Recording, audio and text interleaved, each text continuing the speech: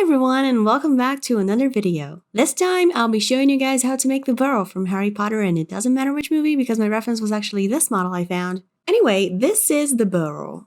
Seems complicated? It's complicated, but it's less complicated if you divide it in 3 different sections. Those 3 different sections are all held together by this huge fireplace. And by magic, of course. To actually build this, I'll be using poster board.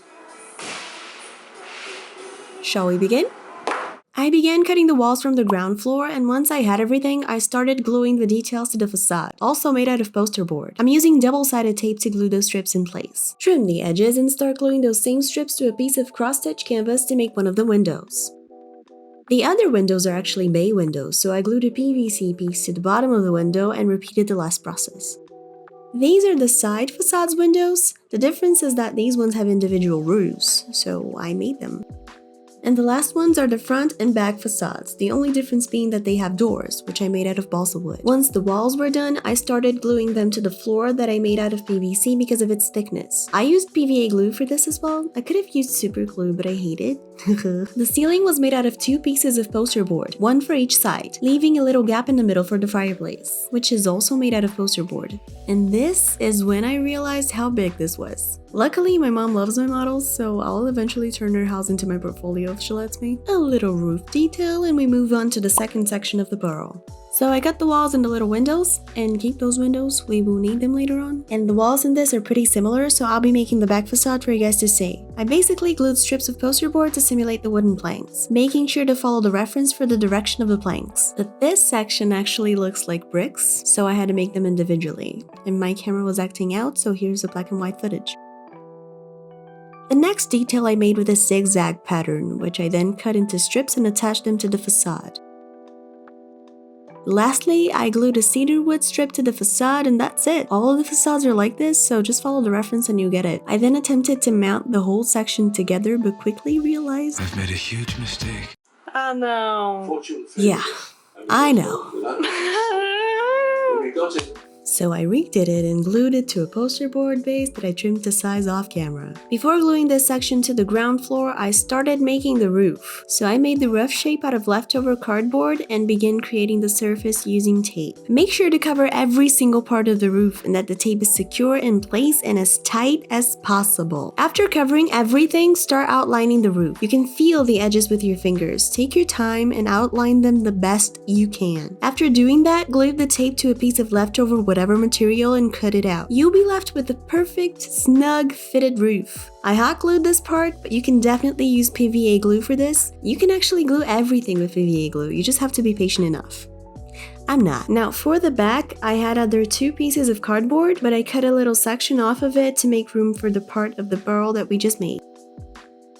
So this allowed me to make the other parts of the roof, and now it's time for the shingles. I made those out of a strip of photographic paper that I cut like this, and then attached them to the roof using double-sided tape. After trimming the edges, I glued the shingles to the roof and started separating them to create a more interesting pattern. And also, listen to this. Next, I cut toothpicks into smaller bits and glue them to the roof edges to make them more interesting. Make sure to paint the inside black or any neutral color and test if you can actually use your model as your wand. So I filled the gaps with leftover balsa wood and chipboard, and then I started building the roof for the section out of chipboard. Made individual bricks for the fireplace and kept on building the rest of the roof the same way I explained before. This is the last section of the Burrow. I built the walls using poster board and temporarily attached them to the fireplace using tape, so I could get the correct angle to close the shape of the section and hot glue it correctly. Then I detached it from the model so I could keep on working on it more comfortably, glued the bottom to a piece of poster board, trimmed to size off camera, and made the beams out of balsa wood. Next, I flipped it back up and attached it to the fireplace using PVA glue. Once it was dry, I started making the roof for this section using leftover pieces of chipboard and poster board. Back to the ground floor, I started making the front porch out of balsa wood, attached it to the door frame and glued the remaining pieces of the roof. Used toothpicks for the finishing touches, a pearl bead, and a toothpick end for the roof detail. And this is why it is great to have small hands when working with miniatures. I'm using cedar wood strips, by the way. And I closed the top of the chimney with chipboard, a little balsa wood piece with beveled edges, and 2 pieces of a cedar 4mm rod for detail.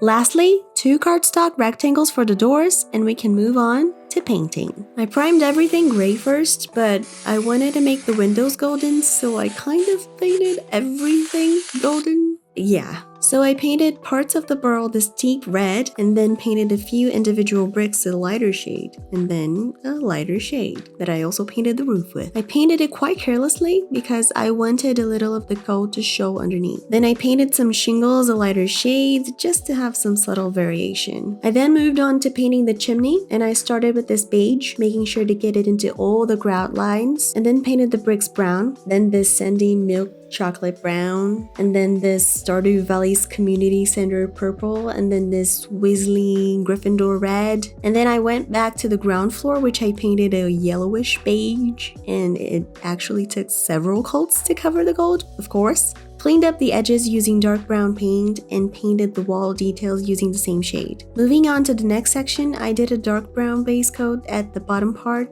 and a black base coat on the other one, making sure to get all the grout lines covered very neatly. Okay, I'll just clean it up later. After it dried, I used a flat brush, the kind of dry brush, but with a little more paint on the brush, the black surface, and white to make it look like old wood. Cleaned up the bottom part and then dry brushed the brown part with a lighter brown shade. Some of the roofs are different, so I painted them black first. And then before the paint was dry, I painted them white very loosely because I wanted those streaks of white in there. I'm now making the half walls for the pigsty right beside the house. I'm using some leftover PVC for this. I used a piece of double-sided tape to link the 2 pieces, then applied PVC glue to the joints that I cut at a 45-degree angle and glued them together. Then I removed the protective side of the tape and glued individual bricks to the half wall. Trimmed the edges and moved on to the gates that I also made out of leftover PVC. Now we move on to the windows. I started with a piece of acetate and sprayed it with a matte varnish on one side and left it to dry. And started building this window out of balsa wood and cross-stitch canvas. There are so many windows, but they're all basically a variation of this one, so the other ones I did off camera. Flip it, and this is optional, but I wanted to add more color, so I painted the back of the acetate with nail polish in some areas. Nail polish is great for a stained glass effect. Just make sure the color you're using is not opaque. Since I didn't light up the inside of the model, it didn't matter for me, but anyways. I also used these beads to add more detail to the windows. Just remember to let the nail polish dry before touching it. I mean, it would be wise to do so, maybe. I don't know. Now this part, I hated this part. I decided to sew the balcony railings and it turned out fine. But listen, if you don't sew, just do it any other way. Don't do it to yourself. I stabbed myself so many times with the needle. I can't even. Just listen to the recording while I was making this. I'm not even gonna say anything anymore. Ai, não, é isso mesmo. Ai, que droga! Eu fico botando a linha no lugar errado o tempo todo. Olha, eu não nasci pra de costurar, viu? E olha que isso aqui não é nem costurar de verdade. Ai, e agora? E agora? E agora que eu... Não, de novo. Não. Ai...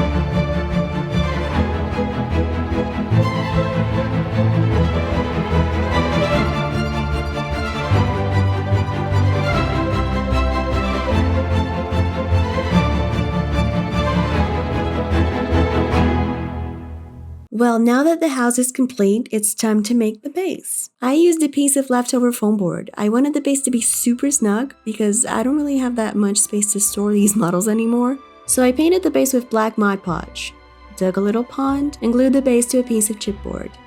Painted the grass Slytherin green, the pond Ravenclaw blue, and I do realize this glue is way too thin. I ended up using a thicker one in the end, and then applied 2mm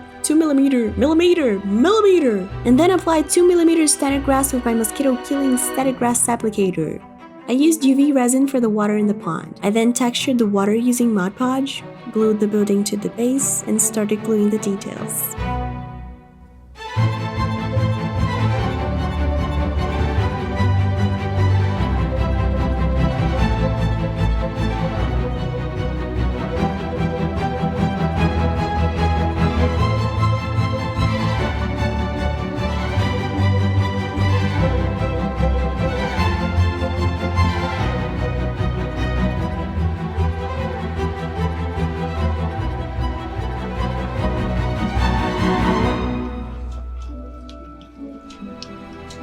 It's not much, but it's home. I think it's brilliant.